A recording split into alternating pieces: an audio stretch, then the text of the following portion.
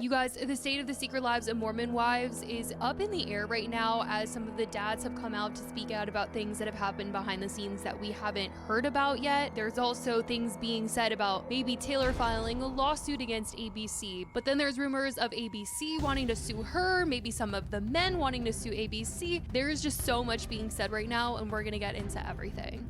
Before we begin, I just want to ask you for one small thing.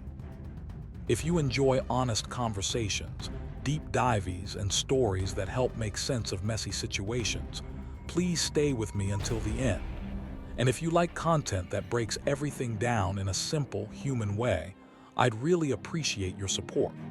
Your time, your attention, and your kindness truly mean a lot.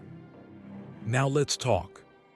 Because right now, this entire situation feels like a reality show storm that got hit by an even bigger storm behind the scenes.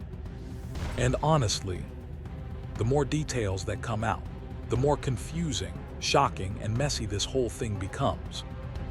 At first, people thought this was just another celebrity drama moment, just another online scandal, just another wait-and-see kind of headline. But now, it's grown into something much bigger. We're talking about alleged legal threats, contestants feeling betrayed, exes starting to speak out, cast members hinting that there is even more happening in private, and a franchise that suddenly feels like it's standing on shaky ground. And the wildest part is, it doesn't feel like we're anywhere near the end of it. Because every time it seems like the story has slowed down, something else pops up. Another rumor, another reaction, another cryptic post, another person stepping forward just enough to make people say, wait, what is really going on here? So today, let's slow it all down, take a deep breath and walk through this together. Because there is a lot to unpack, a canceled show, contestants who allegedly want to fight back, a lead star still posting online like nothing can silence her, an ex-husband quietly signaling that the public may not know the full truth. A cast member's husband saying theirs, loads more people just found out. A possible spin-off nobody saw coming. A divorce, a restraining order, and a teaser that may have opened the door to an even bigger cheating scandal. This is not just messy.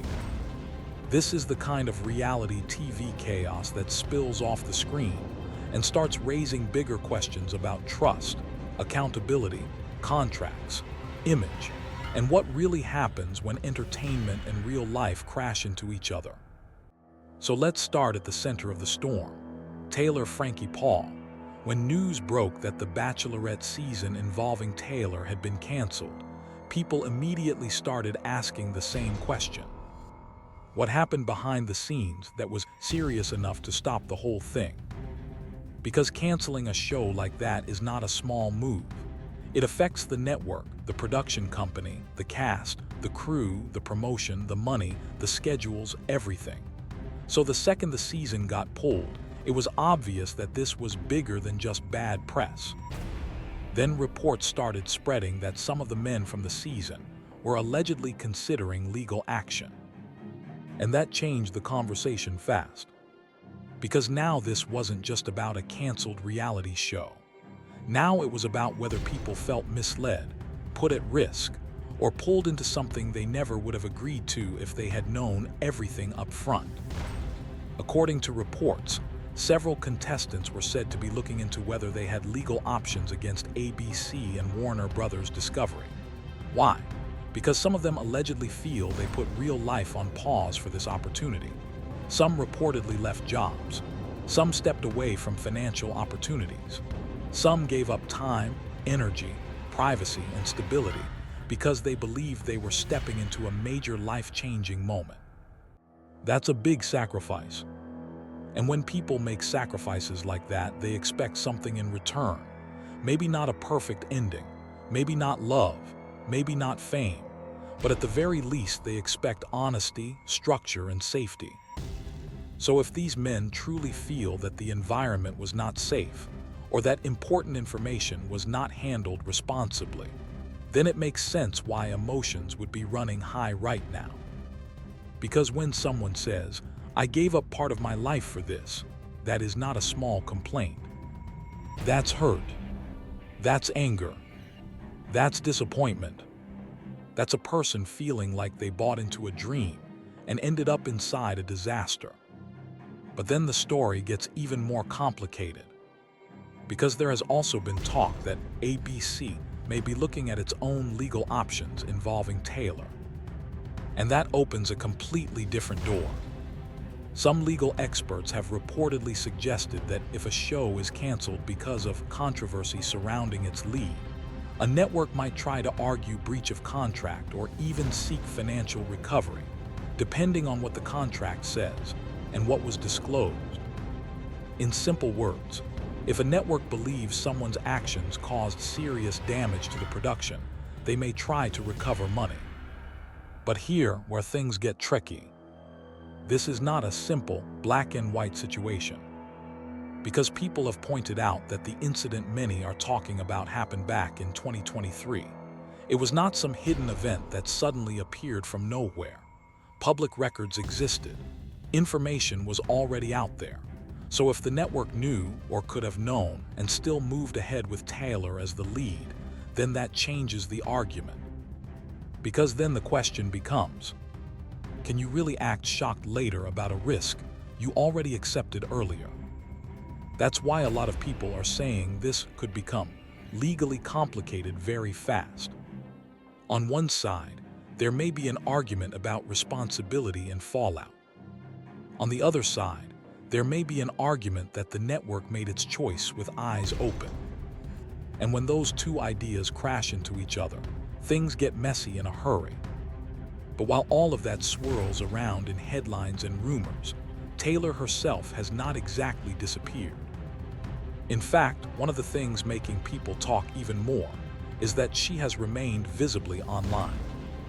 She has been in comment sections, she has replied to people, she has stayed active. And for some people, that feels shocking. Because when a public controversy explodes, many expect silence. They expect someone to go quiet, disappear for a few days, let the dust settle. But Taylor's apparent attitude has seemed more like, life goes on, I still work, and I'm not going to stare at a wall just because people are talking. And whether people see that as confidence, defiance, denial, or simply survival, it has absolutely kept attention locked on her. Because when someone stays online in the middle of a public fire, it sends a message. The only question is, what message are people hearing? Some hear strength. Some hear boldness. Some hear indifference. Some hear, I'm not letting this break me. Others hear, you're not taking this seriously enough. And that difference in interpretation is one reason this story keeps dividing people. Then we come to another important detail. The contestants are reportedly still under contract. Now this part matters a lot, because even though the season may never air, those men are allegedly still bound by NDAs and restrictions for around a year. So imagine being part of something that blew up, and then not really being free to speak about your experience. That would be frustrating. You'd have feelings. You'd have your own side. You'd probably want to explain what happened, defend yourself, or at least say, here, what this was like for me. But if you are still tied down legally, you may feel trapped, like your own story belongs to someone else. And that may be one of the biggest emotional undercurrents here. Not just anger, powerlessness, because silence doesn't always mean peace. Sometimes silence means somebody legally can't talk. One anonymous contestant reportedly expressed exactly that kind of pain, saying they were furious, that they came in with open hearts, treated Taylor kindly, gave her another chance, and later felt like it had all been a waste of time, energy, and emotional effort. That's a heavy statement. And underneath that statement is something very human. The pain of believing in someone's fresh start, only to later feel like you were standing in a story that was never really new at all. That kind of disappointment hits deep, because most people can handle heartbreak better than they can handle feeling fooled. Now let's shift for a moment to someone else whose quiet actions have raised eyebrows. Taylor's ex-husband, Tate. He didn't come out with a giant public speech. He didn't do some huge interview. Instead, what caught people's attention was something quieter, but maybe more powerful. He reposted a video compilation showing moments where Taylor was allegedly downplaying her 2023 arrest on podcasts. And that matters because subtle actions often speak louder than long explanations. Sometimes a repost says, "I want people to see this." Sometimes it says, "I'm tired of pretending everything is being told fairly." Sometimes it says, "There's a version of the truth I think people are missing." And when people questioned whether the account was even real, Tate reportedly unprivated an old video to show that yes, it really was him. That move felt intentional, like he wanted there to be no confusion, like he wanted people to know that whatever signal he was sending, he meant to send it. And that brings us to the wider world of the secret lives of Mormon wives, because honestly, if you thought the chaos stopped with Taylor, it didn't. Not even close. Now the bigger cast situation is starting to look like a giant puzzle with missing pieces. At one point, there was already talk that filming on season 5 had paused because of everything happening around Taylor and Dakota. That alone was enough to make fans wonder whether the original group could even continue as it was. But then another surprise landed, reports of a spin-off. And not just any spin-off, one with a new cast in Orange County, with Jen reportedly involved alongside a group of new women. That left people scratching their heads. Because wait, what? How did we go from a main show in chaos to a spin-off announcement that feels like it came out of nowhere? Why Jen? Why Orange County? Why now? And if people were already hearing rumors about Whitney maybe doing her own separate thing, why does this new version sound completely different? This kind of sudden expansion in the middle of confusion often makes audiences suspicious, not necessarily because spin-offs are bad, but because timing matters. When fans are looking for clarity and instead they get another mystery, it can feel less like storytelling and more like scrambling. And then there's Michaela. People noticed she was in California, seemingly taking space from all the drama, and naturally they started asking, if there's a California-based spin-off, why wouldn't she be part of it? And who are these other 9 women supposed to be? That's the thing about reality TV worlds. Once viewers feel invested, every casting decision becomes part of the drama too. Not just who is in, but who is out. And why? Now here, where things get even more intense. Because behind all the public confusion, there have reportedly been messages from people close to the cast, hinting that there is more happening privately than the audience knows. One of the biggest moments came from alleged messages involving Michaela's husband, Jace. According to screenshots circulating online, someone confronted him about the group staying friends with Taylor through so much, and only now appearing to draw a line. And his response? He allegedly said there's loads more that they just found out about and added, never stopped. That one sentence lit people up. Because what does that mean? More involving Taylor. More involving Dakota. More involving the children. More incidents the public hasn't heard about. More behavior that changed how the group sees the situation. Nobody really knows for sure based on that alone. But what made the moment hit harder is that Jace then appeared to confirm that the DMs were real by joking that trying to respond privately had backfired, and now he couldn't answer people anymore. That matters, because once someone confirms a message like that came from them, people stop treating it like random internet gossip and start treating it like a breadcrumb. And breadcrumbs are powerful. They don't tell the whole story, but they make people believe there is a larger trail. Then came another cast reaction that added fuel without giving full answers. When someone asked for details, one cast member reportedly responded in a joking way that she wasn't trying to catch a case, but that more would likely come out soon. That kind of answer does two things at once. It says, I know something, and it also says, I'm not free to say it right now, which of course makes people want answers even more, because silence wrapped in a wink always creates more noise. And just when you think the story cannot get any more crowded, another bomb drops. Jessi, because it appeared she may be preparing to speak publicly in a major way. And the timing could not be more dramatic. On one side, there's the Taylor chaos. On the other side, Jessi is dealing with a deeply personal crisis of her own, Jordan filing for divorce. That alone would be a lot. But then more details start surfacing. A TikTok from Chase and Mason's younger sister suggested she heard Jordan was going to jail. She said it in a bold, joking, dramatic way, the kind of internet clip that instantly makes people stop scrolling. And suddenly, everyone was asking the same thing. Wait, jail for what? Was she serious? Was it a joke? Was it insider knowledge? Was it exaggeration?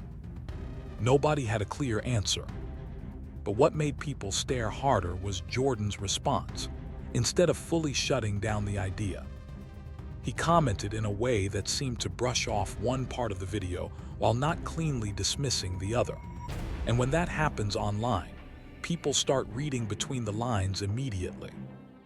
Maybe too much, maybe fairly, but they do it. And then came the restraining order detail connected to the divorce filing. That took this from gossip level shocking to truly serious territory. Because once legal protection enters the picture, the mood changes. Even if the public still doesn't know the full facts, people immediately understand that this is no longer just marriage drama for a show. This is now entering a space where real-world consequences matter. Real pain, real conflict, real fallout. And if Jessi really is preparing to speak on a major platform, people are naturally expecting answers. But there's one more reason expectations are through the roof. That teaser. Because the teaser reportedly included a note saying, I want a divorce. I wasn't the only one who cheated. And if that message is exactly what people think it is, then that opens another huge chapter. Because while viewers may have already believed Jessi's side involved infidelity, the idea that Jordan may also have cheated changes the emotional shape of the entire story. Suddenly, this is not just one person's betrayal.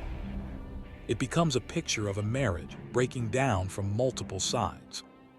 A relationship where the cracks may have been deeper, older, and more mutual than viewers realized. And people are reacting strongly because cheating stories on reality TV always grab attention.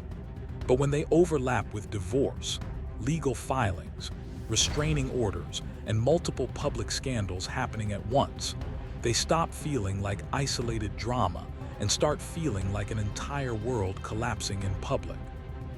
That's why so many people are now waiting to see what Jessi will say, what she can legally say, and whether she will actually answer the questions everybody has.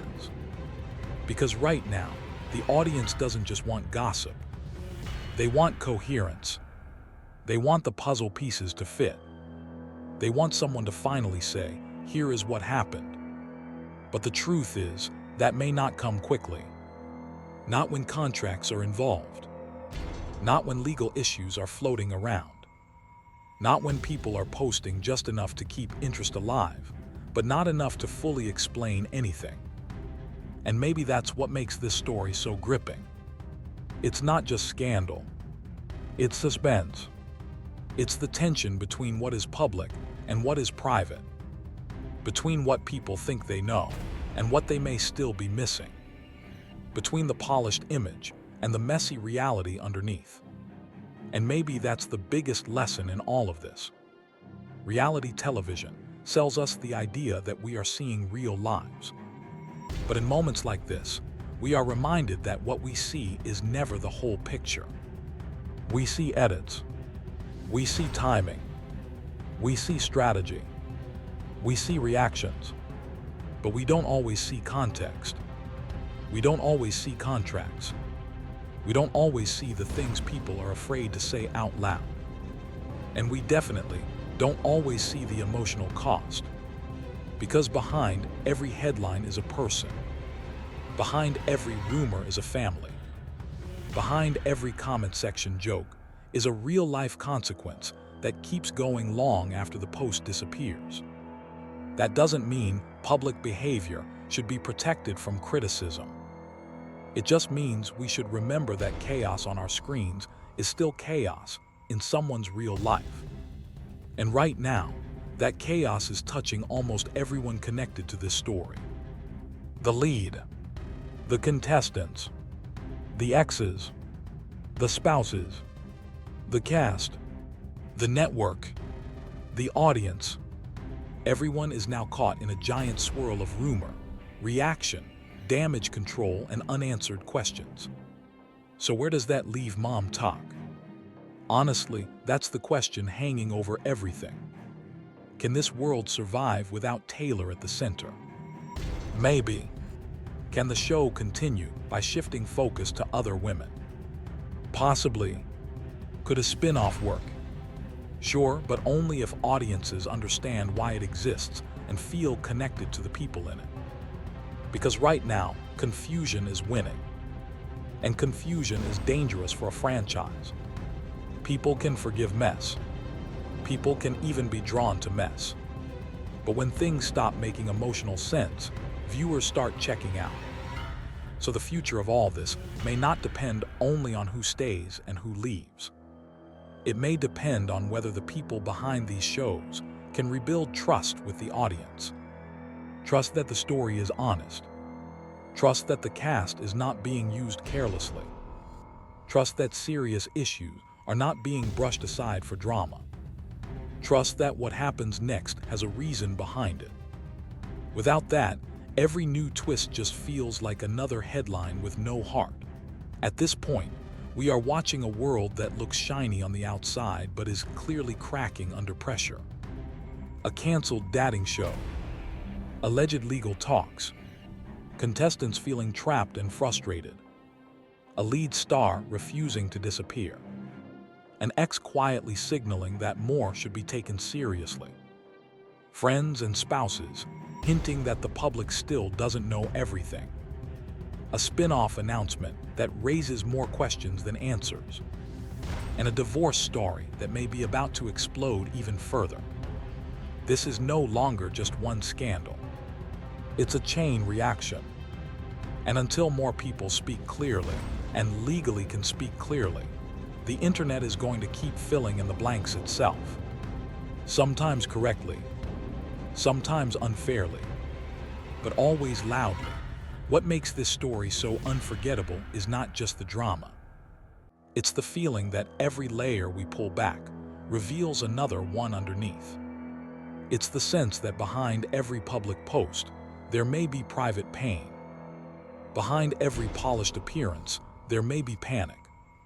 Behind every teaser, there may be truths that are still too dangerous, too painful, or too legally risky to say in full.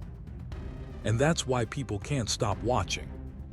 Not because the mess is pretty, but because everyone is waiting for clarity in the middle of confusion. Waiting for honesty in the middle of spin. Waiting for the moment when somebody finally says enough to make the whole picture make sense. Now I want to hear from you. What do you think is really going on here? Do you think the franchise can survive without Taylor? Do you think the spin-off makes sense, or does it feel random? Do you believe more shocking information is still waiting to come out? And if Jessi does speak, do you think she'll finally connect the dots, or will this all get even messier? Drop your thoughts below, because I really want to know where you stand on all of this. And if you want more deep dive storytelling like this, clear, Emotional, easy to follow, and straight to the heart of the chaos. Stay close, because this story is far from over.